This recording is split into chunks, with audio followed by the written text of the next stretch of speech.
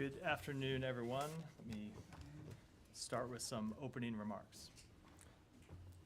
Yahya Sinwar, the leader of Hamas who was killed in an Israeli military operation in Gaza yesterday, was a brutal, vicious terrorist responsible for the death of American citizens, Israelis, and civilians from more than 30 countries across the world.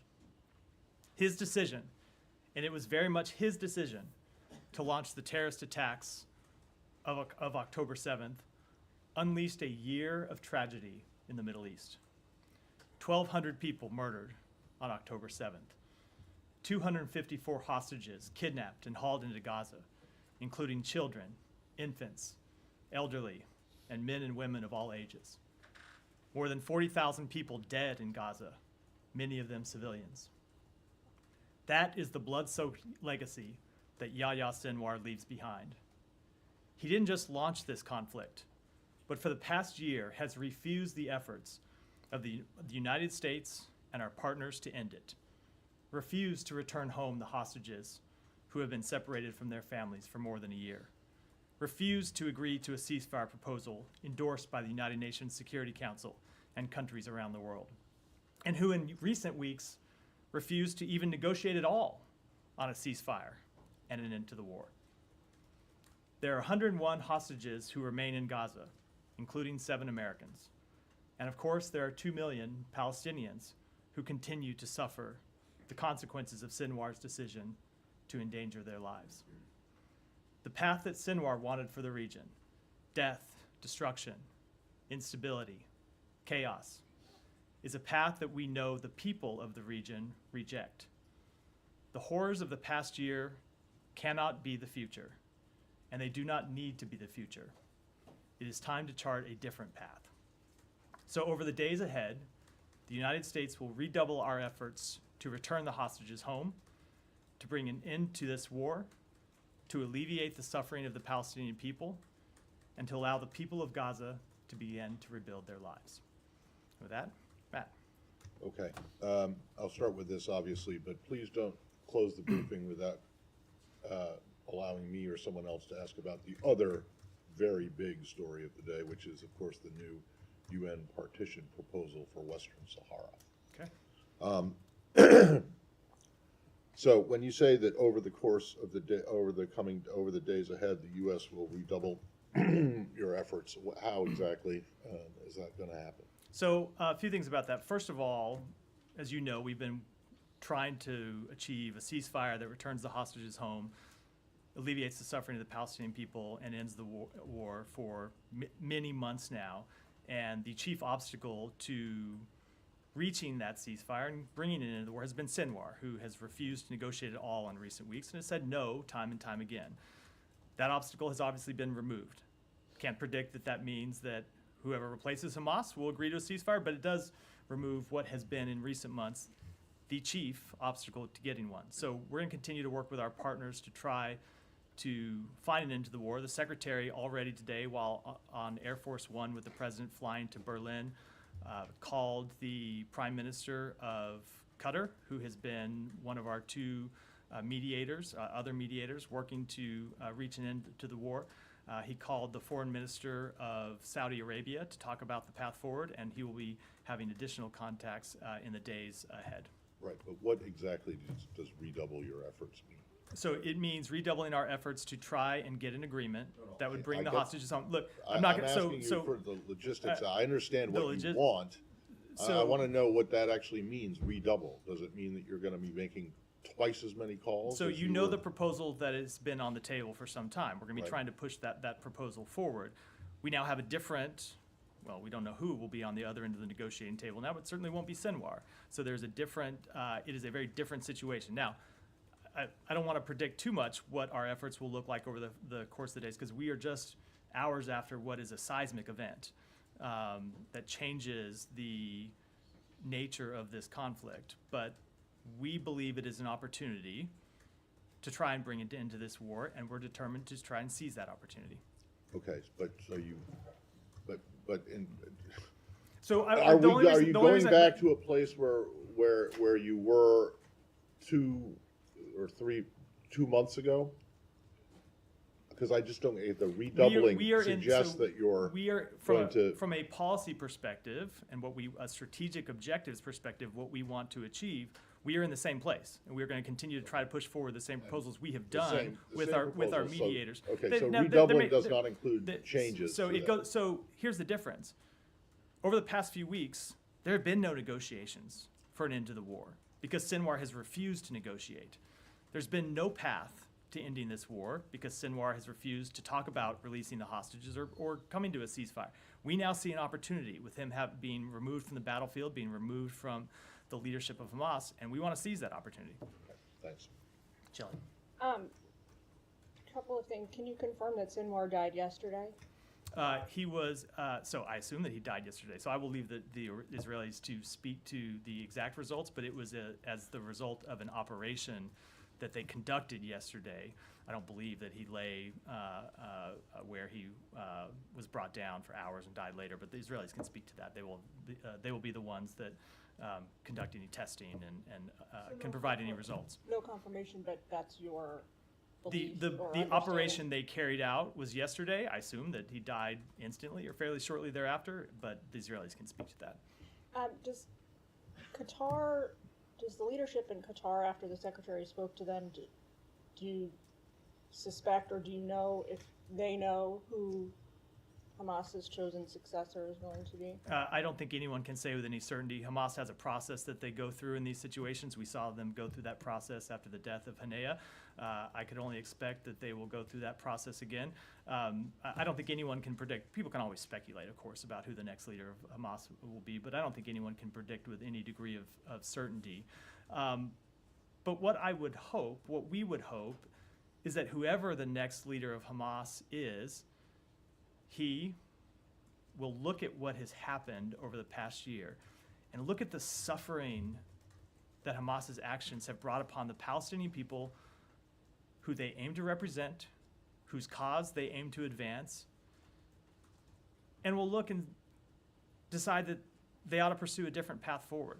They ought to pursue a path that isn't one of death and destruction and chaos and harm to Israeli civilians and harm to Palestinian civilians, but one that the United States has presented, that Egypt has presented, that Qatar has presented, that other countries in the region and around the world have presented and endorsed. And so that's what we'll be pushing for. Are you communicating that to,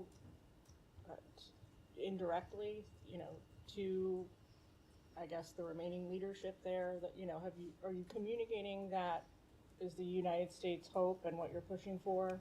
So I'm not going to speak about any communications that our mediators will have. We always let them speak to those. We are communicating with Qatar. We'll be communicating with other partners in the region. I think that our position is fairly well known. Now, of course, we don't know who the person at the other end of the phone is going to be. We don't know who will be making decisions for Hamas now. What we do know is that the person who had been the chief obstacle to moving forward with an end to the war is now fortuitously no longer with us. Last question. So I know that you hope this is a big opportunity for ceasefire negotiations and a deal and return of the hostages, but a little more macro, what about for a two-state solution? How do you think this? Of course, that is the goal that we want to see. That has been our policy for some time. We ultimately want to see a path forward that allows Palestinians in Gaza to rebuild their lives, to rebuild their neighborhoods, to have security, to have Palestinian-led governance that they choose, not that it's imposed upon them by the outside world, to live free from the grip of a brutal terrorist organization as opposed to how they have been living in Gaza for the past couple of decades, and ultimately an independent Palestinian state where Gaza is reunited with the West Bank. But that's just like a lot of hope and no chance, or have you seen any indications that this could create an opening for that? I do want to just step back, and this, I think, will be an answer I give to a lot of questions like that today, which is we are just hours after a very significant event. I think we're going to have to watch and see how things settle before people can make predictions about how the days, weeks, and months ahead will play out. One thing we do know for certain is that the world is a better place with Sinwar gone from it, and it gives us an opportunity that we didn't have as long as he still called the shots for Hamas. Now, what that will mean, we'll have to wait and see in the days ahead. Could I ask you something? You said that this removes an obstacle. On the Secretary's last visit to Israel, he said very publicly that Netanyahu was on board with the ceasefire plan as the events stood with the bridging proposal. Is that still the perception in the United States, that the Israelis are completely on board with what was on the table? So they had accepted the bridging proposal, and if you remember what else he said at the time is there were still remaining pieces to that deal that needed to be agreed between Hamas and Israel. So we had gone significantly down the road in first getting an agreement on the framework, then getting an agreement on the bridging proposal, but there were still a number of implementing details that needed to be implemented or needed to be agreed to, and that Israel was going to face some tough decisions in getting there, and we were going to push Israel to make those tough decisions. And so that remains the case. But what happened in the interim after that visit is that Hamas just walked away from the negotiating table. And so the work that we wanted to do to bridge those final differences, we couldn't do because you didn't have two partners to talk to. So, but what again, of course, is that there was the issues of the Philadelphia corridor and all that. Is it the impression in the United States that there needs to be efforts as well with the Israelis right now, maybe push them a little bit harder to get to the place where the U.S. wants them to be? So, as I said, of course there will be tough decisions that the Israelis will need to make to get an agreement to end this war. And we have made clear any number of times that we will have very direct, candid conversations with them about the need to make those tough decisions. But we weren't even in a place to do that when you have no one at the other end of the table willing to even agree to negotiate. So you can't tell the Israelis they have to make tough decisions when Sinwar is sitting on the other side saying, I'm not even going to negotiate the end of this at all. We're now in a different place. What that means going forward, too early to tell, but we do believe it is an opportunity that we want to pursue. And just pursuing that, I mean, obviously we're talking about Gaza right now, but of course there's Lebanon. There's the war has clearly expanded from where we were a few months ago. When we're saying that when the Secretary and the President are saying that it's time to end the conflict, does this also mean in Lebanon? Is it the time also to end the conflict? We do want to see ultimately a diplomatic resolution and all. Now, look, you face a different situation in Lebanon. There are still Hezbollah forces in close proximity of the Israel border, the border between Israel and Lebanon, who still not only maintain the capability to launch terrorist attacks against Israel, but are still launching terrorist attacks against Israel, continue to rain rockets down on Israel from just across the border. So it is a different conflict in a different space. We have never thought the two conflicts ought to be linked together, but obviously there are those in the region who have seen the two of them as linked. So ultimately, we want to see a diplomatic resolution to that conflict. We want to see an end to the fighting there. We want to see it done in a way that guarantees the implementation of 1701, so Hezbollah actually withdraws north of the Litani River. I can't put a timetable on it as it relates to the work that we want to do in Gaza. They're separate tracks, separate organizations, and we'll pursue them separately. And just a final thing, just logistically, you mentioned in recent days, have there already been talks by the Secretary by others? You mentioned that he was on the phone from Air Force One with the Israelis specifically since the news came. We've had a number of conversations with the Israeli government, both as we were waiting to have this information confirmed. They notified us early this morning that they believed they had killed Sinwar, but they wanted to conduct testing to confirm it. And then we had a number of conversations, as you might imagine, at several different levels to try and confirm that information. And we'll have further conversations in the days ahead. I think as you saw the president say in his statement, he plans to speak to Prime Minister Netanyahu in the near future. You just said that the Israelis notified U.S. early this morning that they believe Sinwar was killed. Can you just give us a little bit more detail? Was that notification, did it come through this building, or did it go to the White House or the Pentagon? Do you know where that channel was? It came in multiple channels. There were people in this building who were notified. There were people in our embassy who were notified. I certainly would expect that people in the Pentagon and people in the White House were notified as well. As you know, we have multiple channels of communication with the government of Israel, and we were told over multiple channels early this morning. And you also, you and other U.S. officials in the last hour have been saying now it's a time to bring an end to this war between Hamas and Israel. But we've been watching as Israel has been conducting these counterterrorism operations in Gaza because they say Hamas is reconstituting.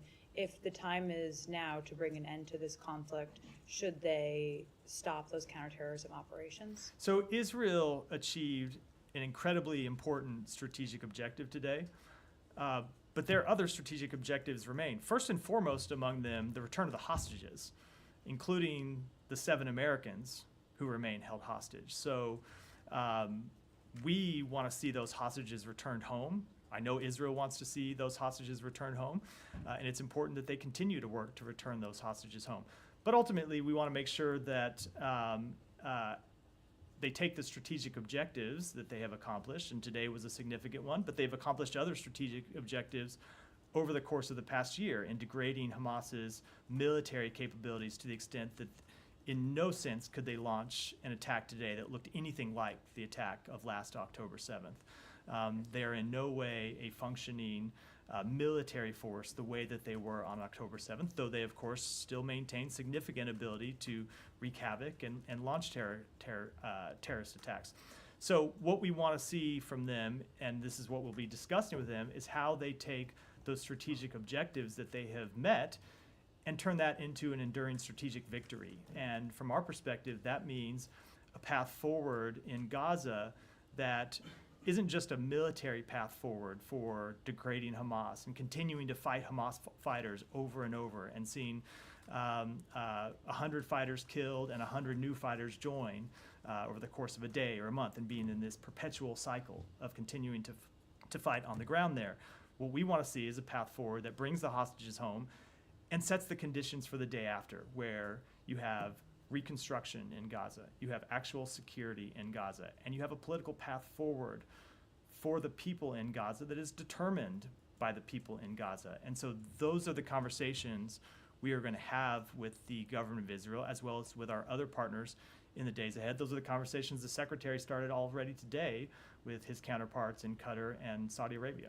But I guess you didn't answer the question as to how the counterterrorism operations that are ongoing fit into that.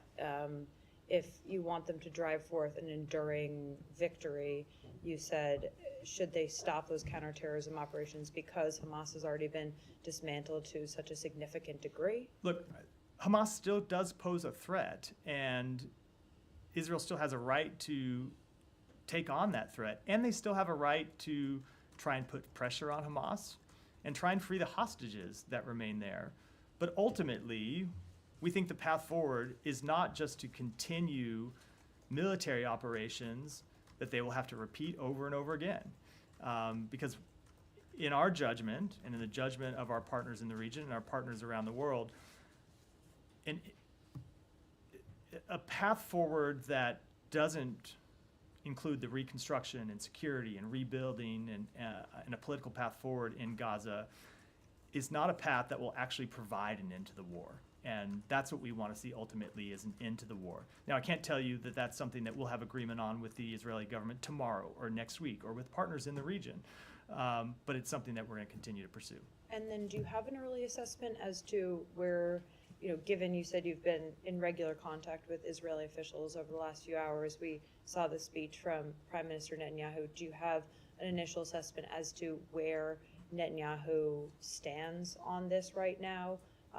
If he's going to be in lockstep with the United States in driving forth an end to this conflict after Sinwar's death? So the president's going to talk to the prime minister in the coming days. I think it's appropriate to wait for that conversation before. And we then offer just last any kind of question. assessment. That makes sense. The day after plan. There have been many conversations in this building about when you guys are going to release that has been long worked on in this building. Is the time now? So I don't want to preview any announcements, but obviously we want to seize the opportunity created by the death of Sinwar, and that means an opportunity to end the war, and it means an opportunity to get to the day after. And so we have been working on this for months, and it's not just happening inside this building, but as you know, happening in conversations with our partners, first and foremost in the region, but also our partners in other countries around the world. And we do want to look to push those plans forward in the days ahead. I'm not going to preview any specific announcements or give any specific timing. Again, we're only hours after what is a fairly seismic event, But certainly it's something that we want to pursue aggressively in the days ahead. Thanks. Daphne. Thank you. To follow up on Sean's questions about Lebanon, Jake Sullivan just said nothing in the Middle East is unrelated. So how can you delink the ceasefire in Gaza from the fighting in Lebanon and pursue these separately? So that's the point I just made, which is we have never believed that the two conflicts ought to be linked together. And just when you look at it, you're pursuing separate diplomatic resolutions with the state of Lebanon and trying to find a ceasefire agreement in Gaza. So of course, Hezbollah linked the two conflicts even when we didn't think they were linked, and Hezbollah has continued to link the conflicts. What we have always believed is stability brings about stability. So if you could bring an end to the conflict in Gaza, that heightens the chances of reaching a diplomatic resolution to the fight across the blue line, and that remains our assessment. And then Netanyahu said today that their task is not complete, that they will continue full force until the hostages return, and that the war is still not over.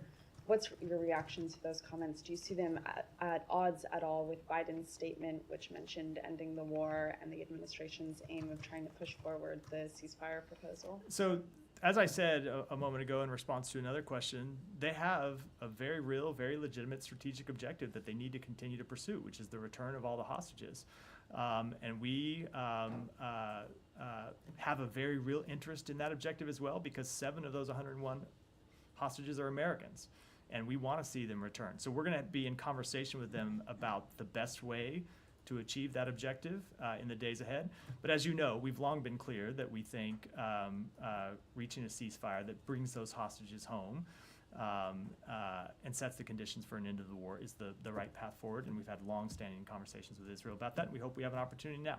Is continued fighting a viable path for the return of hostages at all, or is it a ceasefire? So as I just said, long-term, no, we don't believe it is. We don't believe that, it's not just that whether it's a path for the return of hostages. You could see how you might return some hostages in one-off operations here and there, but no, you're not going to return all the hostages through fighting, nor are you going to achieve a durable, lasting end to the war just by fighting on the battlefield, because you kill one terrorist and see that terrorist replaced by someone else. And so ultimately, you need to find not just, you need to achieve not just military objectives, but also political objectives, and you need to create a pathway forward for the Palestinian people.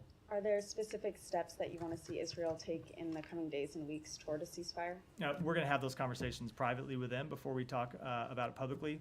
Again, as I predicted I would say this in response to another question, we are just hours after this event. I think it's appropriate to let the president have a conversation with the prime minister, appropriate for the secretary to have conversations with his counterparts before we prescribe too much of that from this podium.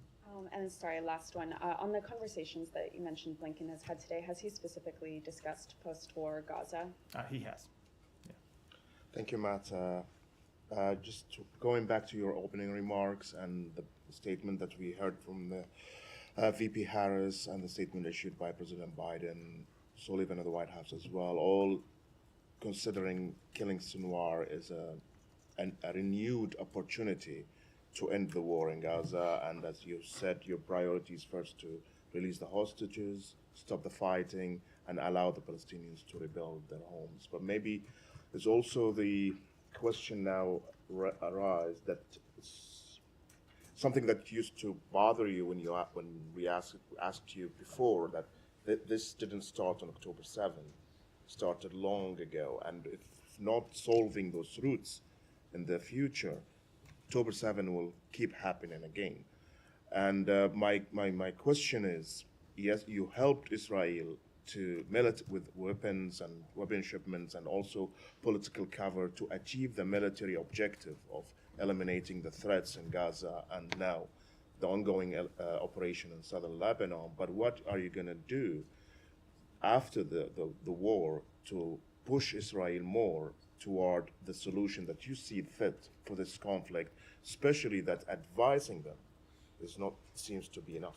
So it's not just the United States making clear our views on this question, but it is countries in the region and countries around the world who have made clear their views on this question. In some cases, it's not just their views, it's their policies. So you'll recall that on a trip the secretary made earlier this year, he went to Israel and made clear that what he had heard from countries in the region is that they were ready for a new path forward with Israel as well. There were countries in the region that were ready to put aside decades-long disputes and normalize relations with Israel, and present a new alliance of countries inside the region that would isolate Iran. So there are enormous benefits for Israel's security, for Israel's economic development, for Israel's relations with its neighbors and its standing in the world, to finding a political path forward that allows the Palestinian people to realize their aspirations. Now, I get the tension inherent in your question, which is we cannot make that choice for the government of Israel or for the people of Israel.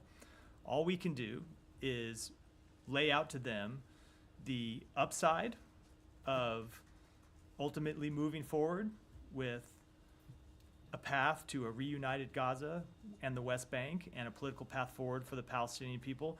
And we can lay out the risks of not pursuing that path, and the risks are well known.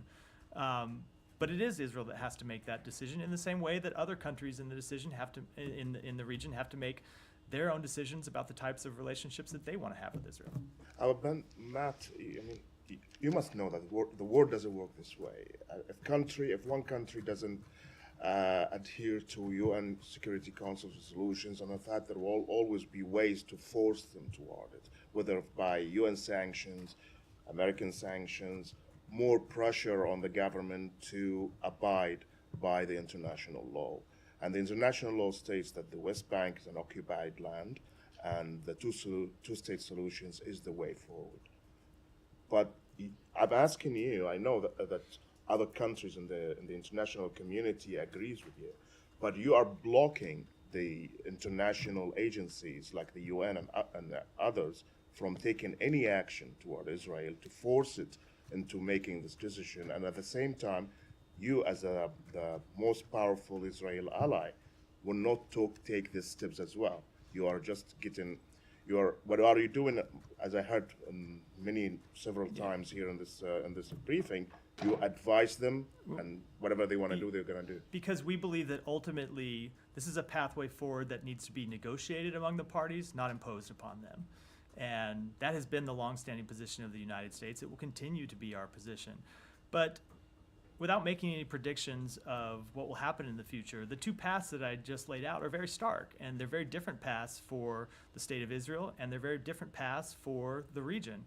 And so we and other countries in the region will continue to make clear to Israel the risks of continued instability and the real rewards of a path forward for the Palestinian people, and they will have to make their decisions just as other countries do. Thank you. Yeah, Livia.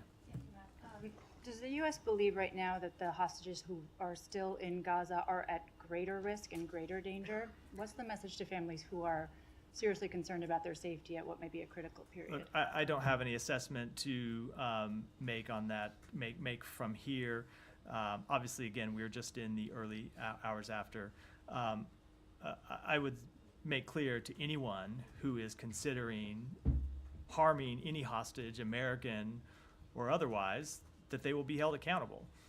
They should be held accountable in the same way that Yahya Sinwar was held accountable for murdering civilians and taking them hostages. As it pertains to any communication to the families of hostages and to their loved ones, we will give those communications privately. As you know, we have been in close touch with the families of the 7 Americans who continue to be held, and will continue to be in close touch with them about the status and the well-being of their loved ones. Okay, and so apart from reinvigorating ceasefire and hostage talks, there are no specific steps being taken right now vis-a-vis American or other hostages? The specific step that is being undertaken, which I don't mean to sound like you're downplaying in the premise of the question, that's the step that we need to take to try and get them home. It's, in our judgment, the most fruitful path to bringing them home is to get an agreement that gets them out. As I said, it's long been our position that just the way the situation on the ground, works is you are not going to return all those hostages home through military action. You may see operations here and there that can return some hostages, but that ultimately to bring all of them home safely, you need to reach an agreement that helps bring about an end to the war. Obviously, today's development comes against the backdrop of what had been heightened tensions and expected Israeli retaliatory strike on Iran for its earlier ballistic missile attack on October 1st. What is the U.S.'s understanding as to whether that may go forward? I'm not going to read those conversations out publicly, as I have, I think, scrupulously declined to do over the past few weeks. Okay.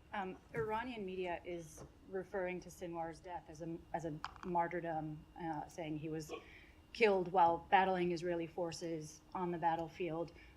What is the risk? How significant is the risk that his death, rather than subduing militant groups in the region, emboldens them at this point? I am sure that Hamas and other terrorist groups will try to present Sinwar as some kind of hero for the Palestinian cause. But I think it's important that everyone remember the actual facts, which is that Sinwar was a brutal terrorist that didn't just terrorize the Israeli people, but that ruled Gaza with an iron fist before October 7th, that brutalized Palestinians in Gaza, that tortured Palestinians in Gaza, and then unleashed a conflict that has been responsible for the death of more than 40,000 Palestinians. So I would hope that anyone that's considering thinking of him in any favorable light at all will look on the actual consequences of his life and the decisions that he made that wreaked such havoc for the Palestinian people. Last one from me. The Prime Minister Netanyahu, in his remarks today, paraphrasing, basically said, that Israel had resisted all kinds of pressure. He didn't name the provenance of the pressure, but all kinds of international pressure to stop the war, stop the fighting, and not enter Rafah.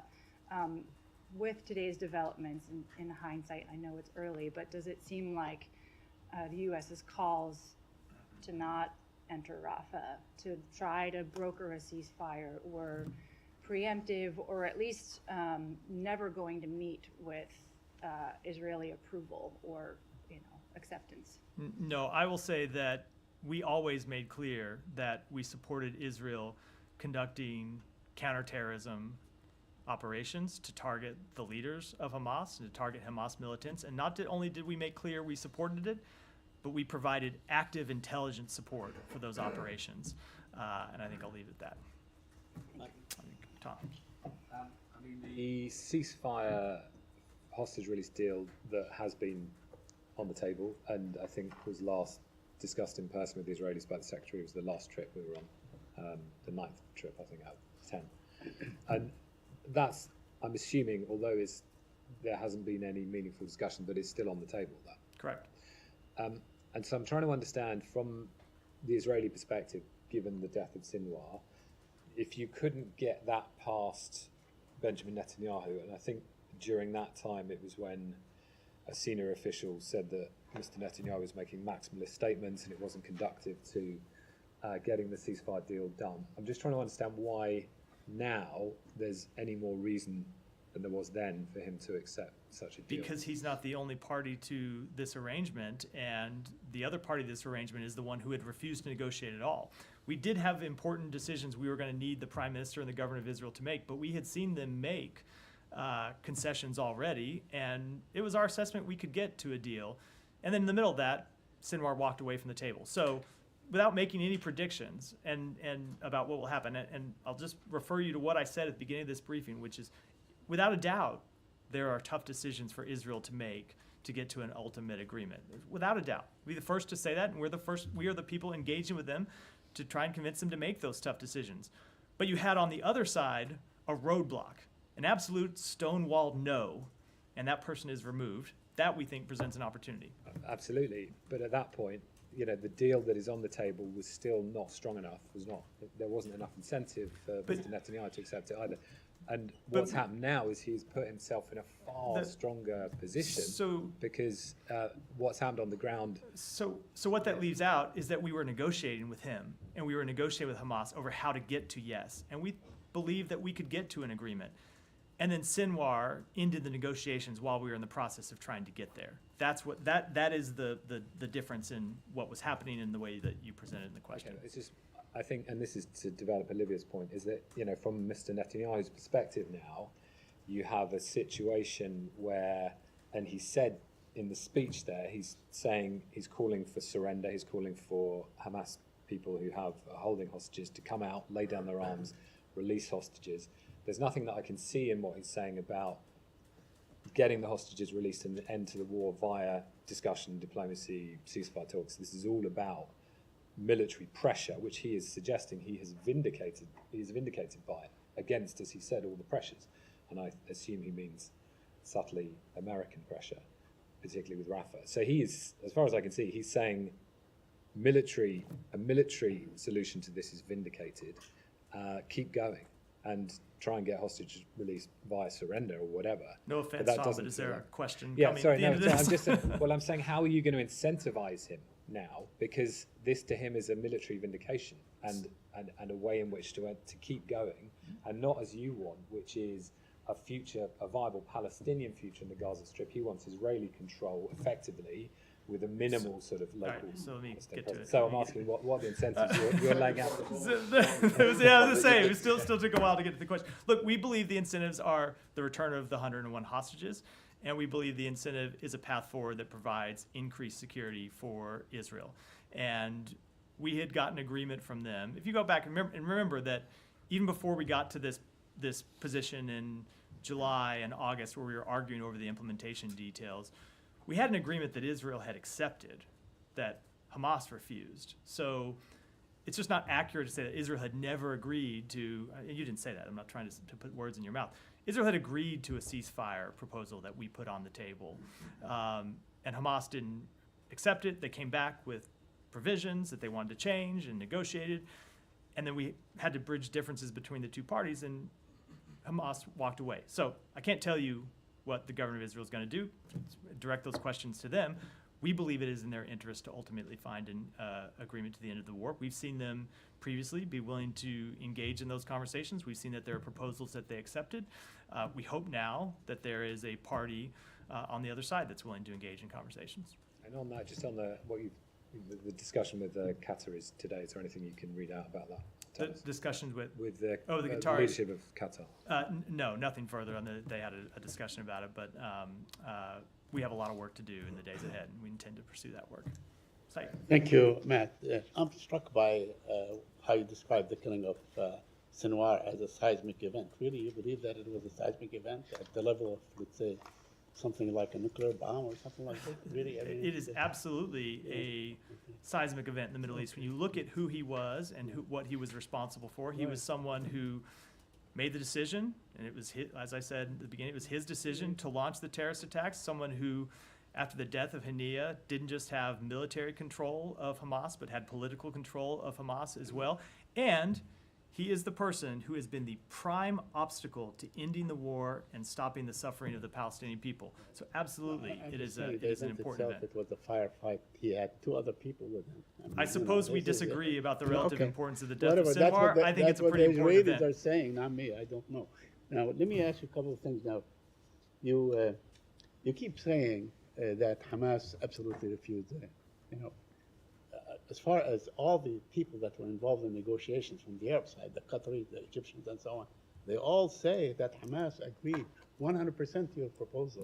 No, It was the Israelis They that don't, rejected. they don't, Saeed. And they went on. They don't, Saeed, and that's not what happened. And you and I have been through this before. That's fine. I'm just trying to, I know, I'm but asking you the and I question. have been through this before. Right, They came okay. back with a counter proposal, which is not an acceptance of the proposal that was put forward and endorsed by the United Nations Security Council. If I give you a proposal, Saeed, and you come back and say, I agree to 7 of the things you propose, and on these 3 others, I have major changes. That is not an acceptance of my proposal. But the answer, the Israeli answer was to go ahead and kill the chief negotiator, right? Who was not carrying a gun, was sleeping actually in a guest house, wasn't it? What, is there a question? And I'm Saeed? just saying that at that point. Okay, yes, I do have a couple of questions. You also said that whoever comes next, Hamas, they would look back and reassess what happened in the last year and so on. I didn't say Is they that- would. I said I hoped they would. You hope they would. Yes, I said that you hope that they would. Does that mean that you would be willing to negotiate with Hamas directly? If someone, no. if someone, No, the Hamas So- is a terrorist organization. The United States does not Right. engage with terrorist organizations, but of course, we will engage So- with our mediators who right, engage okay. with So what would be the incentive for those people? I mean, it seems now that no one is having command and control over Hamas. I mean, probably it's, What would be- everyone is running What their would be own. the incentive? Site? How about an end to the war? No, I How about understand. stopping the death of Palestinian civilians? Well, maybe- What more incentive should a leader of Hamas need than that? Right, okay, but I'm saying that if someone like Sinwar, who exerted a great deal of power and control and so on, was unable to basically, negotiate or do something like this, or make sure that he could deliver Hamas, what makes you think that So others can? I don't think you should make excuses for Sinwar. He No, was no, not I'm unable not to making- I'm negotiate. taking- He was unwilling to negotiate. I'm Let's be taking clear your about words. it. You're saying he that had he every was- ability to negotiate an end to this war, and he refused to. I'm That's saying a now, big difference. now that he's gone, probably there is no structure. I don't know. I mean, so we don't know who is in control. Maybe like, maybe the hostages are in more peril. Let me ask you another question on, yeah. Let me, okay. All right, let me ask you a question on. I didn't think that was a question, so I wasn't responding Let to me it. ask you a question on a proposal that is being, suggested that Secretary Blinken is going to consider proposing right after the election about, that the Israelis and the Emiratis and so on are coming up with some sort of the day after. Can you share with us, is there something to that report or to this suggestion, or would we hear something? from the So I Secretary? spoke to this yesterday. We have been in discussions with Right. our Emirati partners, with Right. Israeli partners, with other countries in the region as well. That's been the subject of a number of trips that the Secretary has conducted and has been the subject of ongoing diplomatic conversations. And I'm not going to predict from here when we might put forward some type of proposal, but we are very much seized with agreeing with our partners in the region on a proposal to provide actual security and governance and a political path forward for the Palestinian people. It seems that the Israelis they want to see, a diminished role for the PA and Mahmoud Abbas and the PLO, apparently. Would you agree? So we have always made clear that one of the principles to which we adhere is unified West Bank and Gaza under the Palestinian Authority control, where the people of the West Bank and Gaza can choose their leadership, not anyone else. Yeah, Michelle. Can we move to Lebanon? Yeah. If you don't mind. First, how can the United States help the Lebanese people to move the political process forward when the U.S. close friend, Speaker of the House, Berri, and Hezbollah, his partner, have been blocking the election of a new president? Is the U.S. ready to put pressure on Speaker Berri to convene the parliament and elect a new president? So it's not a question of the United States putting pressure on the Lebanese political decision makers. Those are decisions that they have to make for themselves. But we are engaged with multiple members of the Lebanese government, and we are engaged with our partners in the region, who we also know have been engaged with the leaders of the Lebanese government. And we have all had a singular message, which is it is time for the parliament to move forward with electing a president, finally. Now, what else we can do? We can work to strengthen Lebanese institutions, primarily the Lebanese armed forces, which we see as a bulwark for security and stability inside Lebanon, and we have supported with direct financial assistance over the past couple of decades, and we will continue to support because we think the role that they can play in providing stability, and as one of the most respected institutions in the country, is an incredibly important one, and it has to be maintained. Did you ask Speaker Berri to convene the parliament to elect a new president? We made very clear to the Speaker and to the Prime Minister that we think it is important that the Parliament elect a new president in the days and weeks ahead. Specific steps I'm not going to get into. On Israel incursion, did you get any sense from Israel for how long will this military operation last in the south? I think I should let them speak to their timetables. It's not something I should do from here. And will the U.S. attend the ministerial meeting on Lebanon in Paris? I expect that we will be represented there. I don't have any announcements to make about Should who. we expect any financial aid or political announcement? So the conference is still a week away. I think stay tuned until next week to look for any kind of announcements coming out of it. Thank you. Can you talk a little bit about how much the U.S. are involved with Israel in his killing? This was an Israeli operation exclusively. What about intelligence? So from we the have US? provided them intelligence since the beginning of this conflict to help them locate and fight and bring to justice the leaders of Hamas. And I do think that that intelligence has been successful in increasing the pressure on those leaders. But when it comes to this specific operation, this was an Israeli operation, and I'll let them speak to the details of it. Alex. Thank you. Based on everything you have said so far on this subject, is it your assessment that today we are one day closer to the end of the conflict or one day away from the end? So I just don't want to make any predictions other than to say that a major obstacle to the end of the conflict has been removed. And we think that provides an opportunity, but I'm not going to make any predictions about what's going to come in the days ahead. Different conflict. Sanctions were announced today on Chinese drone companies. The language that you guys have used suggests that China has been apparently producing and sending weapons to Russia to use in Ukraine. This is the first time as departure from its promises to the U.S. Is that fair assessment? So we have seen for some time Chinese companies providing components to Russian companies that Russian companies then use to turn into machinery, weapons, other components that Russia could use in its war. This was the first, and we have imposed sanctions on a number of those companies. This was the first time we actually saw a Chinese company manufacturing a weapon itself that then was used on the battlefield by Russia, was sent to Russia and then used on the battlefield. And that's why we imposed the sanctions that we did today. And that is why we continue to work with our allies and partners around the world to make clear to China that this practice is unacceptable and they need to take steps to counter it. Thank you. And on Tuesday, you expressed your concerns about reports on North Korea supplying troops for Russia to use in Ukraine. 2 days passed. The secretary had a phone call with his counterpart in Ukraine, and the president spoke with President Zelensky. Do you have any new intelligence? They do have. Did they hand it to you? Any details? Anything you have learned? I don't have anything further I can offer today. I mean, China, North Korea, now Iran. If you ask average Ukrainians, they're gonna tell you, how do you expect us to fight against all these powers all alone?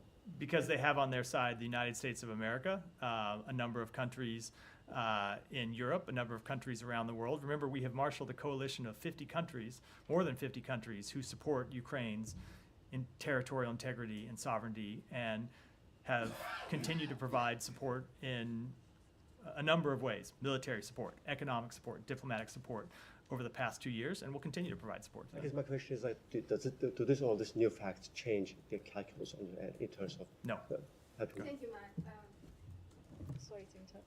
No, I was moving. Okay, thank you.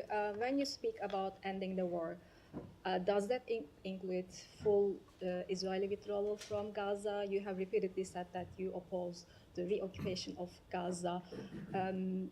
Does that position still stand? Of course.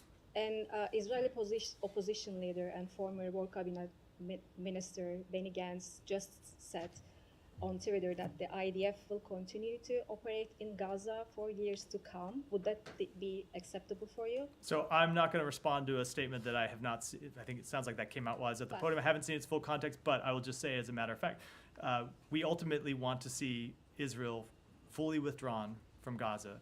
Now, they have a right to, as any country does, to address terrorist threats against its people. But what we want to see as an end to this war is the terrorist threat from Gaza eliminated. And we want to see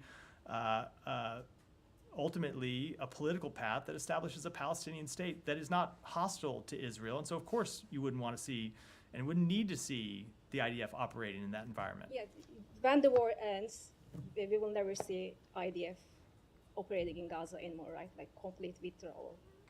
I'm sorry, what was like complete withdrawal of yes, the that's IDF what we want to see Gaza. is a complete withdrawal. That's what we meant when the secretary laid out almost a year ago a number of principles that we wanted to see for the end of the conflict, and one of them was no occupation of Gaza.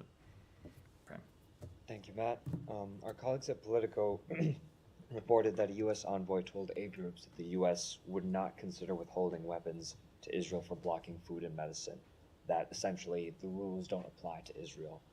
Given It's not that, essential. No, forget what the essentially. That's not at all an accurate representation of her comments. That's no, not sorry, all, sorry. Not, That's not what all, the source not of all the of which, story not all of was. which were accurately presented in that article. I would say, should note, as always with these, you have what becomes a secondhand presentation put into an article. Not all of those comments were in any way accurate. Sure, but was the basic characterization of her describing U.S. I'm not going to policy- speak to a private meeting, but we have always made clear that we are committed to the defense of Israel. We will continue to support the defense of Israel, but we also are going to enforce U.S. law. So you will enforce U.S. law, including.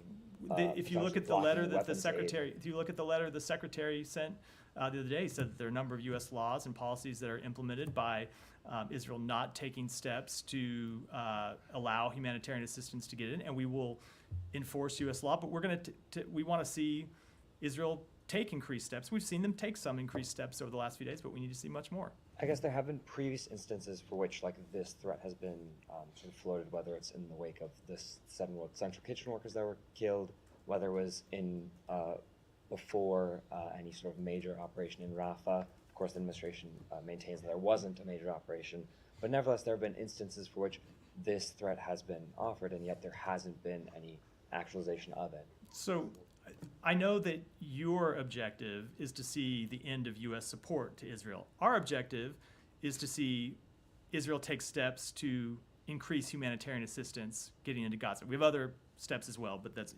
relevant to the conversation we're having now. And so our engagement with them on this question has been to push them to take steps.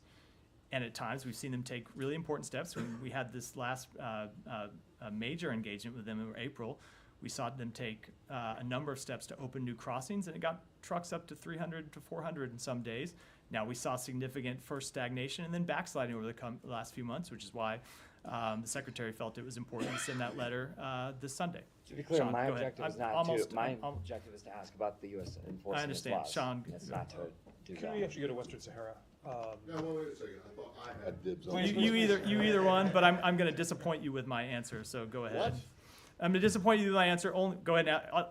I should let you live through the disappointment rather than preview it. So Sean, go ahead with the question. I'm predicting the answer now, but does the U.S. support a partition of Western Sahara? I'm going to need to take that question back only because, as you might imagine, I was entirely focused on the events in Yes, Gaza but yesterday. you've spent decades as a scholar of haven't Western reviewed Sahara the diplomacy action. in the Haven't reviewed the action Polisario. at all or discussed it with any of my colleagues. So let me take it back and get you an answer. Just to be clear, there is no action per se, it's just the UN envoy's proposal, The which is the right. same proposal that former Secretary of State James Baker made when he was in that same envoy position, which is to partition Western Sahara between Morocco and the Polisario. And so the question is, So only because I realize you can't the answer extent now, I so know can you about the take the proposal is that the one was made today, and I didn't have any chance to look at it at all or talk to my colleagues. I do want to take that question back And and the U.S. get still you an stands answer. by supporting Moroccan sovereignty over Western Sahara. There has The been previous no administration. change in our policy. Could I just ask you a separate question, slightly different? The Taliban, you might have seen this. They issued rules today, not today, this week, about banning publication of living beings, images of living beings. So I guess they wouldn't be watching this briefing. But do you have any reaction on I'm going to have to plead ignorance on this one too. I'm not aware. I'll take the question back and get you an answer. Go ahead, Daphne, and then we'll wrap for the day.